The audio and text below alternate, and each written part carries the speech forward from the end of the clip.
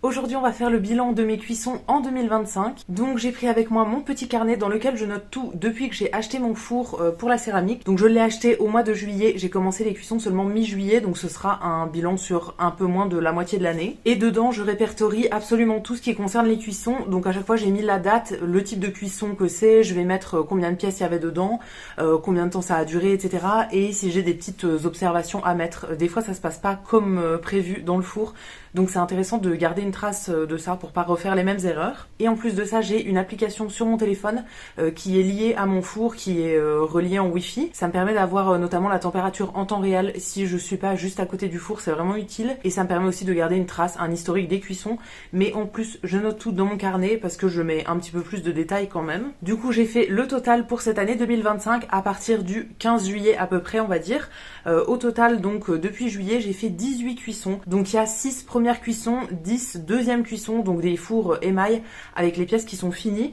Et il y a 2 fours autres. C'est principalement ce qu'on appelle le bassinage qui permet de faire sécher des pièces avant la première cuisson. J'ai eu l'occasion de le faire parce que j'avais des pièces qui étaient un peu urgentes à cuire mais qui n'étaient pas totalement sèches. Donc voilà, c'est ça pour les 2 autres. En nombre de pièces terminées sur l'année, ça fait un total de 297 pièces. Donc j'ai compté uniquement les grosses pièces, tout ce qui est petits ornements, toutes petites pièces, par exemple les petits ornements de Noël, etc. Ça, je le compte pas en plus. C'est ce que j'utilise pour combler les espaces entre les grosses pièces. Donc voilà, je compte pas le nombre que je fais là-dessus. Mais en termes de grosses pièces, on va dire, ça fait 297, ce qui est pas mal. J'aurais pu faire largement plus. Hein. Il y a des fours que j'ai démarrés qui étaient pas hyper blindés, tout simplement parce qu'il fallait que je les fasse parce que voilà, au niveau de la date, etc. C'était trop urgent. Donc j'aurais pu faire plus en termes de pièces, mais je suis contente quand même.